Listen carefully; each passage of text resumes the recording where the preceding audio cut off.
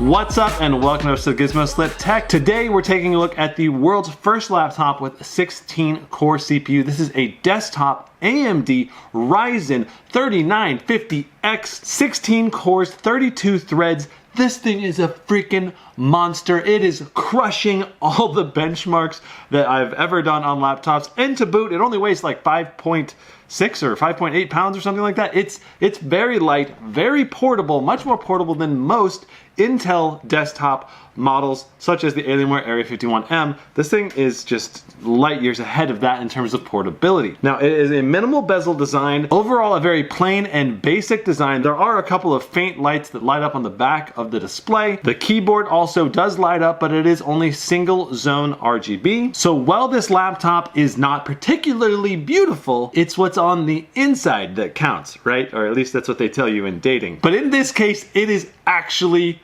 really true. The internals of this machine are absolutely freaking insane. The closest competitors to this is the i9-10900K, which is a 10-core 20-thread CPU. It is the most expensive consumer end CPU available on the market. And again, this is going to be in laptops, typically much thicker and bigger than this one. This AMD processor is so much more power efficient, and it's quite frankly insane. We're getting up to 90 watts of power pushing through this CPU and 115 watts of power on the GPU. So the 230 watt power supply is being pushed to the max, especially when you factor in all the other components going in here. Another thing that's really nice about this machine is the power brick is very small and you only need one power brick, which is mind-blowingly insane for a 16-core CPU. So really, really impressive. Now, the keyboard on this machine feels great. It's got good deep travel, but it is a rubbery texture. We've got full-size arrow keys, a large numpad, dedicated home and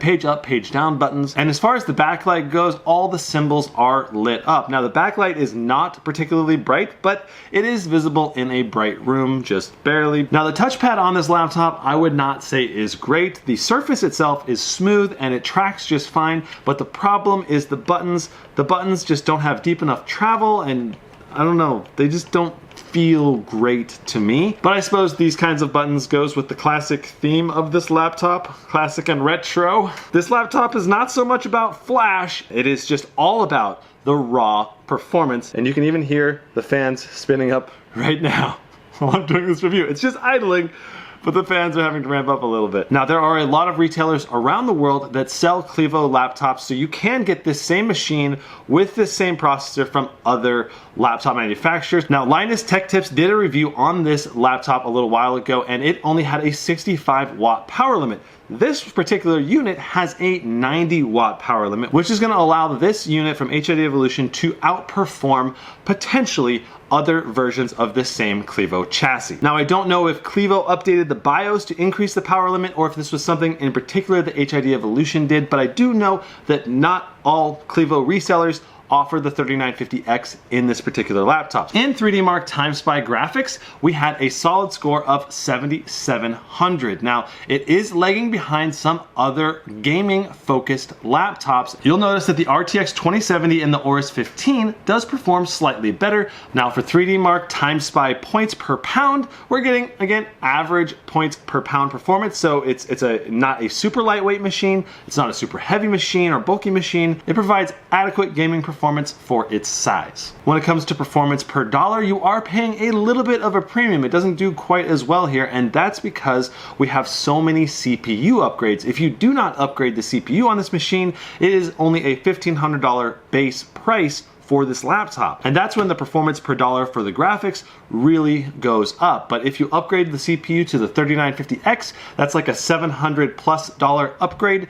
That's gonna cost some extra moolah. Now let's talk Cinebench. Cinebench is where we see this beast truly get unleashed. We got 6848 average throttled score. That means consistently running Cinebench in a loop.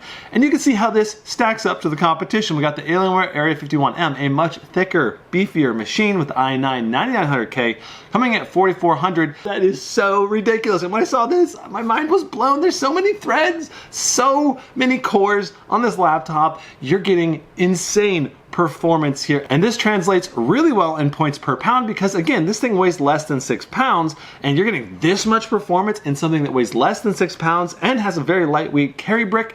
This is the most portable CPU performance that money can buy at this point in time. And you can see that it's outperforming the points per pound, even the Zephyrus G14, which is already an insane laptop in the points per pound category. Now, when you look at the points per dollar on Cinebench, we're still #1. So this is #1 overall performance for all laptops I've tested. This is the #1 most performance per pound and the #1 most performance per dollar. If you are after CPU performance at all, this is a laptop to take a serious look at. Now, when we put this laptop to the test with an actual render, we got an insane time of only 5 minutes and 11 seconds. That is just unreal. Like, it is so much faster than the competition. If you render a lot of videos, that's the market for this laptop. It's insane. Now, when the laptop is under a dual load with the CPU and GPU fully engaged in a stress test, we got 81 watts of power on the CPU and 115 watts of power approximately on the GPU. Now, when you just run to a CPU only load, we got up to 90 watts of power throughput to that CPU, and we got a pretty great average clock speed at 3.52 across all 16 cores, as you can see on the handbrake test right there. That is just unreal. Like, 16 cores at 3.52 gigahertz. And it makes sense. When you take the bottom off this laptop, we have an insane amount of thick, strong heat pipes and good large fans with big fins to dissipate as much heat as possible. And it does this in a chassis that is fairly light while being a little bit thicker than the average competition. Now, when we did our stress test, when we set it to quiet mode, it was very quiet, barely audible. Right now it's in quiet mode and you probably can't hear it at all. When we put it into entertainment mode, we got 50 decibels, which is very doable, not very noticeable in a room typically, unless it's a very quiet room. But when we put it to max fan or to high performance mode, these fans were insanely loud. 59 decibels is like the loudest laptop I think I've ever tested. Previous record was probably 57 or 58 decibels. This is 59, record setting. And I think the reason for this is that one of the fans in this unit is imbalanced, causing a slight whine and a vibration when under max load. Now, I did ask HID Evolution to test another unit in their shop to see if they had a vibration or any kind of whining noise, and they said they did not. If I was ordering this machine, I would just ask whoever I was buying it from, like if I was buying it from HID Evolution, I would ask them to double check the fans to make sure there's no vibration or extra loud fan noise. Now, for temperatures, quiet mode and entertainment mode were very hot, while performance mode and max fan mode were great. Like, just phenomenal temps in max fan mode. But like I said, those fans are pretty loud, but they're consistent, and so you kind of drown out the fan noise, or you can put on a pair of headphones and really notice it. The one thing is, if you're trying not to bother other people around you, they might be annoyed by the extra loud fan noise. Now, when it comes to clock speed, you can see that we got 3.7 gigahertz during our dual load stress test, and we got roughly the same GPU clock speed as well between the performance and max fan modes. When it came to entertainment mode, we did see some slight thermal throttling on the CPU and the GPU, but overall we had very high performance. And in quiet mode, we saw severe power limit throttling as well as really high temps. So I wouldn't really recommend quiet mode unless you're doing something very light oriented, like typing a Word document, and that's about it. Now, when it comes to the onboard software, we have some very basic color modes. We can change the color of the keyboard, adjust the fan speed, and even set a custom fan curve, which is probably what I would do if I own this laptop. Therefore, keeping that fan noise fairly down and also having fairly decent temperatures. Now, there is 4 different power modes. We have performance, entertainment, power saving, and quiet. I would recommend entertainment if you want a fairly quiet gaming experience, and I would say performance is the way to go if you don't mind fan noise. Now, when it came to actual gaming, we had excellent performance in basically every game I tested. Take a look at these benchmarks. We got 59 FPS in Red Dead Redemption 2 on Ultra. It played super smooth even though it only got 59 FPS. And in basically every other game, I got roughly the FPS I was expecting to get, except in Far Cry 5, which had fairly reduced performance, overall. Taking a look at how this stacks up versus the other laptops, we can see that in Far Cry 5, which is a CPU frequency bound game, it just didn't perform quite as well. And that's because the 3950X is a multi-threaded processor that doesn't ramp the individual core clock speeds as high, and that overall hurt the performance in Far Cry 5. But at 81 FPS, the experience is still very smooth and very enjoyable, and it wasn't stuttering at all. So I view this Far Cry 5 performance as more of an outlier, since most new modern games are optimized for multi-threaded support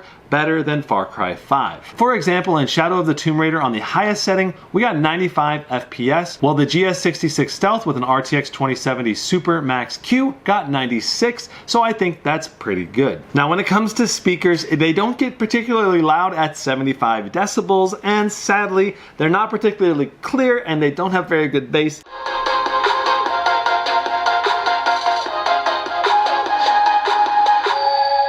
But again, I would probably be using headphones anyway due to the loud fan noise. Now this machine offers a lot of customization. We have two M.2 SSD slots and we have one 2.5-inch hard drive spot. So you have 3 total storage options in here, including that much cheaper to upgrade 2.5-inch drive slot. Now it comes with Wi-Fi 6, which is great for future proofing, and the display is pretty solid at 90% sRGB, 308 nits brightness, and 70% Adobe RGB. The only area where it's a little bit weak is in contrast, coming in at 680:1, which is a little bit below average for these types of displays. Overall, the display is great, especially considering that this is not a super high-end ultra display. Now, of course, as I always mention in these videos, I wish this was a 100% Adobe RGB display, especially since a lot of people looking at this laptop are going to be media professionals looking to video edit and do Photoshop and do different kinds of animation, and they want color accuracy. Why not offer a super color accurate and high gamut display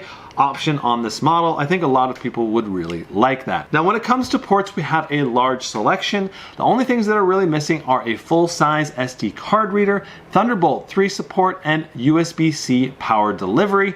But I mean, it's an AMD machine, so you can't really expect Thunderbolt support, but I am a little bit sad that we don't have a full-size SD card reader and maybe one more USB slot. I mean, this is a big chassis. You think they'd be able to fit a couple more ports on here, in my opinion. Now I do want to mention there was one time when I was coming off of battery testing, which by the way is terrible. Expect like 45 minutes to an hour at the most. It's that bad. It does not idle well on low power. When coming off of that low power mode, I could not get the CPU to come out of that super power limited mode, and it forced me to restart the machine. Upon reboot, it went back to normal though, so not that big of a deal, but a little bit of a hassle. I think it's probably a driver issue that Clevo needs to work on. Overall, this machine did not impress me enough to recommend it to general gamer audiences. I think that the two audiences that should take a serious look at this machine are, number one, people that stream a lot and they want to have a really high number of cores and threads to be able to render and process that stream as it goes out to the internet without interrupting their gameplay. The other group, of course, is professionals that need CPU power for their job. It literally can make them more money